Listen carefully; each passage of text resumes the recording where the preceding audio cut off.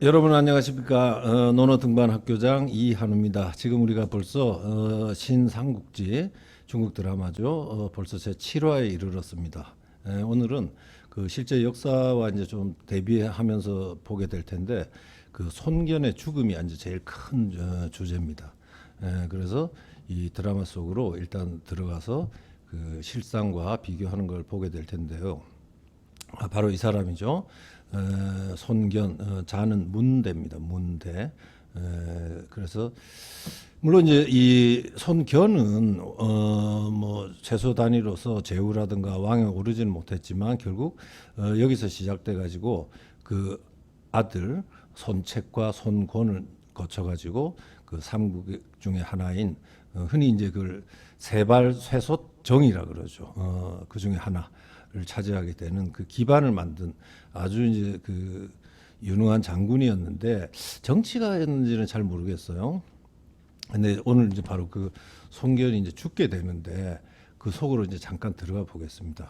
그걸 보시면 그 이 장면으로 제 7화는 시작합니다. 아주 멋있죠, 그죠? 이게 바로 이제 막 장강이나 그 한수 쪽 같은데 원래 이제 오나라가 뒤에도 그렇지만 수군이 굉장히 강한 나라입니다. 수군은 강한데 대신에 이제 그 약점이 뭐냐면 바로 육전이죠. 육전. 지상전에서 아주 이제 취약점을 갖고 있습니다. 그렇기 때문에 아마 그런 걸 감안해 가지고 이 강으로 떠나는 이 오나라는 아니죠. 이때면은 손견의 군대를 이제 보여주면서 드라마가 시작이 됩니다. 조금 더 가면 이때 이제 결국 어디로 가냐면 형주로 가는 건데 그 형주라는 건 이제 유표라는 사람이 다스리고 있었잖아요. 그래서 그 형주의 유표가 뭔가 계략을 써가지고 유도를 한 것으로 그래서 이제 거기에 속아가지고 군량을 싣고 지금 이제 가는 중입니다. 그런데 그게 아니라 가는 도중에 기습을 당해가지고 유표 군대 그래서 이렇게 그 엄청나게 많은 활을 맞고 죽는 장면입니다. 근데 이게 이제 사실은 그 마치 그 드라마에서 보면 우리 이순신 장군이 노량해전에서 그 돌아가시는 장면하고 비슷한데 실제 그거는 이제 전혀 달라요. 무슨 얘기냐면 그 형주의 유표가 매복을 하고 뭐 유인한 게 아니라 그 송견이 먼저 그 쳐들어갑니다. 그래서 그 정사 삼국지 속에 저번에 말씀드렸지만 손견은 손파로 파로라고 하는 거는 오랑캐를 깨뜨리고 토역 또 역적을 토벌하는 그래서 이름이 손파로 토역전인데 거기에 나오는 걸 한번 보도록 하겠습니다. 그 초평 3년 그러니까 이게 192년입니다. 192년에 원술이 송견으로 하여금 형주를 정벌하게 했어요. 그러니까 이거 완전 드라마하고는 전혀 다른 얘기고 공격하러 가는 거예요. 이때 이제 유표를 치러 갔는데 유표는 황조라는 장군이죠. 상당히 그 활약을 많이 하는 이 황조를 보내 가지고 번하고 등 사이에서 지명인데 맞서게 하였다. 송견은 이들을 쳐서 깨뜨리고 추격하여 한수를 건너 드디어 양양을 에워쌌는데 혼자 말을 타고 현산 아마 고개가 있는 산 같아요. 현산을 가다가 황조의 군사가 쏜 화살에 맞아 죽었다. 이렇게 되어 있습니다. 그러면 이제 이게 뭐냐면 그 배 안에서 맞은 것도 아니고 역습을 당한 것도 아니고 승세를 잡아가지고 공격하던 와중에 어떤 뭐 잘못된 화살 흔히 말하는 유시라 그러죠. 거기에 맞아서 죽은 겁니다. 그러니까 이제 이 드라마하고는 전혀 상관없어요. 이렇게 그 드라마 전에처럼 그 배 안에서 맞아서 그 믿고 가다가 역습 당하는데 그게 아니라 아예 유표를 공격하러 가다가 잘 하고 있다가 어이없이 그 화살에 맞아서 죽게 됩니다. 아주 일찍 죽었죠. 그래서 이제 이 뒤를 그 아들 큰 아들이죠 손책이 뒤를 잇게 됩니다. 손책은 175년에서 200년까지 산 사람이니까 이때 사실 나이가 그 20살도 안 됐어요. 그러니까 여기는 또 부자간에 이런 게 나이가 그렇게 그 많지가 않은 상태에서 이 손책이 그 뒤를 잇게 됩니다. 그래서 손책에 대해서 약간 정보를 우리가 좀 갖고 가야 됩니다. 왜냐하면 이제 처음으로 이 왕이 되거든요. 자는 백부입니다. 백부고 뒤에 이제 그 오나라를 정식으로 세우는 손권의 형이죠. 그러니까 일종의 중개자 역할을 했다고 볼 수 있습니다. 그래서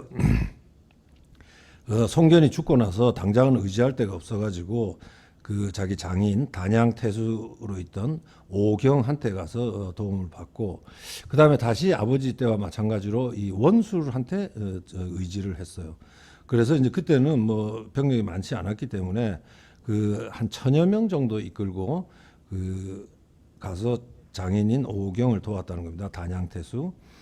그리고 이제 원술이 그 장수로 삼아 가지고 이것저것 하면서 이 전투를 벌이면서 성장을 하죠. 그러니까 아마 다른 건 몰라도 손책도 이 장군으로서 군인의 어떤 자질은 확실히 탁월했던 것 같아요.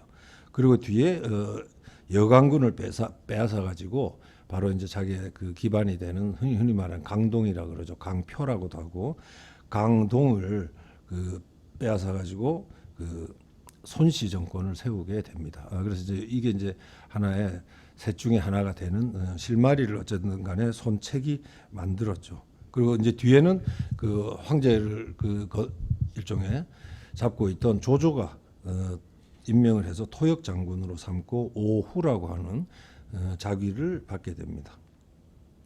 근데 이 손책도 얼마 안 가가지고 그 어이없이 그 아버지 죽고 10년도 안 돼가지고 그 오군 태수의 측근한테 상당히 그 믿었던 사람인데 살해를 당하게 되죠. 그래서 이걸 보면 이게 그 아직은 어떤 정치가로서 이런 자질이랄까 이런 거는 손견도 그렇고 손책도 그렇고 모자랐던 사람이 아닌가 이런 생각이 듭니다. 자, 그러면 이 싸움에서 반대편에 있었던 이제 유표를 다시 봐야 돼요. 유표는 뭐 지난번에 우리가 짧게 한번 본 적이 있죠. 요 인물도 잘 설정이 된 것 같아요. 그래서 원소하고 유표는 희한하게 그 진수가 두 사람을 섞어서 이렇게 평을 했습니다. 근데 그 평에 입각해서 보면 사실은 유표는 너무 좀 왜소하게 그려졌는데 그 진수는 원소도 그렇고 유표도 그렇고 아주 이 저 외모가 아주 멋있었고 장대하다고 돼 있거든요. 근데 장대하진 않죠, 그죠? 그래서 이때 정사 삼국지를 또 잠깐 한번 보도록 하겠습니다. 원술이 남양에 있을 때 손경과 합종하여 힘을 합쳐서 유표의 주를 형주죠 습격하여 빼앗고자 송견으로 하여금 유표를 공격하게 했다. 그게 이제 바로 그거죠. 죽게 된.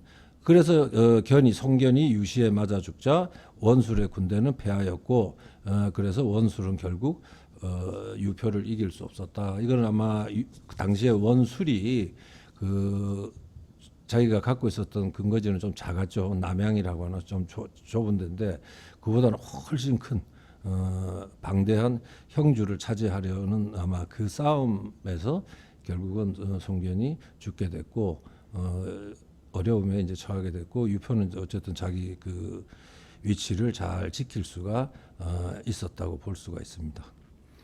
그래서 유표도 보면 원소하고 또 비슷한 점이 뭐냐면 그 뭐 동탁의 난 일어나고 하던 초기에는 굉장히 군사적으로도 그 승리를 거두고 기여도 많이 했어요. 그래서 이제 어떻게 보면 쌍두마차처럼 원소와 유표가 이렇게 쌍두마차를 이루었던 건데 그 후에 보이는 모습이 희한하게 둘 다 역사 속에서는 이제 아주 그 소극적이고 또 어떻게 보면 나쁘게 말하면 야비한 그런 모습이 보입니다. 그래서 실제 역사 속에 그 유표를 간략하게 한번 정리를 해드릴게요. 헌제 초평 원년 190년입니다. 형주 자사가 되었다. 형주 호족의 지지를 얻어가지고 호북과 호남 지방을 장악했다. 이각과 곽사가 장안으로 들어왔을 때, 그거는 이제 바로 동탁이 이제 죽은 직후에죠. 조정에서는 그를 진남 장군 그리고 형주 목 이제 최고 책임자죠. 형주 목에 임명하고 성무 후에 봉하였다. 그런데 이 사람이 이제 그 요때만 해도 조조보다도 오히려 더 이제 그 파워가 그 셌던 때인데 거의 원소 다음으로 이제 파워가 있었는데 그런데 조조하고 원소가 바로 우리 관도 대전이라고 부르죠. 관도에서 서로 대치하고 있을 때 원소가 유표한테 구원을 청했어요. 그런데 이미 이제 이 조조도 막강했기 때문에 유표는 중립을 지키고 어느 쪽도 돕지 않았습니다. 그리고 이제 그냥 조용히 그 자기 주만 관리하고 있었습니다. 그리고 이제 그 후에 조조가 관도대전에서는 조조가 이제 대승을 거두죠. 그리고 원소는 몰락하게 되는데 이때 조조가 바로 형주를 정벌하러 왔는데 그 직전에 이 사람이 그냥 병으로 죽었어요. 병으로 죽는 바람에 그 아들 유종이 항복을 하면서 이 형주가 일단 일정한 기간 동안 조조의 손에 들어오게 되는 뭐 그런 정도의 역할을 했습니다. 그래서 좀 아쉽기도 하고 이상하게 원소, 원술, 유표 이 사람들은 뭐 싸우다 죽은 게 아니라 다 이제 그 애매한 시기에 병으로 죽으면서 역사의 무대에서 사라지게 됩니다. 이렇게 되면 점점 이 조조의 동무대가 자연스럽게 만들어지는 그런 장면이라고 할 수 있습니다. 그거는 우리가 뒤에 이제 보게 될 테고 여기까지가 이제 실제 역사에서 원소 대 조조의 구도가 그 관도 대전으로 인해서 조조의 동무대로 조금씩 바뀌는 과정이고 그 중간에 있었던 유표는 이렇다 할 역할을 하지 못한 채 병으로 죽으면서 역사 속에 사라지죠. 그 다음에 이번 그 7화에서 크게 보면 두 가지 사건이에요. 그 하나는 지금 우리가 다룬 거 송견의 죽음과 유표와의 관계 이게 하나가 있고 그 다음에 이제 지금 우리가 보게 될 바로 이제 동탁인데 동탁은 이제 송견을 실제로도 굉장히 이제 두려워했죠. 그래서 저쪽 이 소위 말하는 장강 쪽으로 진출하는 게 굉장히 어렵게 만든 게 바로 송견이었는데 이 송견이 죽었다는 말을 듣고서 이 동탁이 이제 너무 좋아하죠. 그리고는 이제 곧바로 그 동탁의 이제 천자로 오르는 문제 이게 이제 조정에서 그 이슈가 됩니다. 이것도 이제 그때 지난번에 보았던 이유라고 하는 책사가 먼저 권하죠. 권하고 상부는 윗상자의 아버지 부자니까 천자의 아버지라고 보통 이제 아보라고 보통 발음하죠. 아보라고 하는 게 있는데 그거는 이제 아버지에 준하는 건데 이제 상부 혹은 상보는 훨씬 강한 거죠. 아버지 위니까 이제 사실상 천자.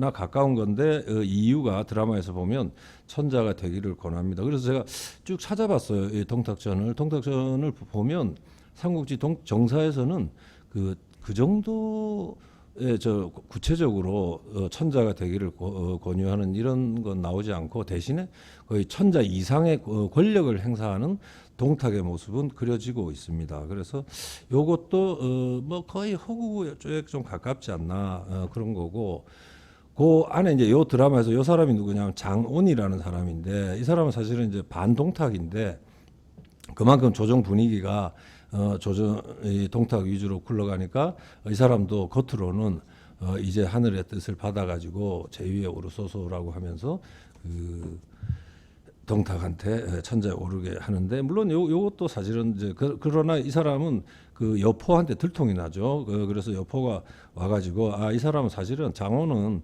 그 원소하고 지금 결탁돼 있고 겉으로만 저렇게 한다 이래서 그 자리에서 이제 죽게 됩니다. 그래서 대체로 요 정도 구도가 이 제 7회에서는 우리가 다루게 되고 그 다음에 이제 미리 하나 말씀드리는 게 8회, 9회, 10회를 제가 봤는데 8회, 9회, 10회는 거의 한 전부라고 할 정도로 삼국지 연의에 기반을 하다 보니까 정사에서는 전혀 나오지 않는 이야기들입니다. 그래서 그 자리에 8회, 9회, 10회, 3회에 걸쳐서는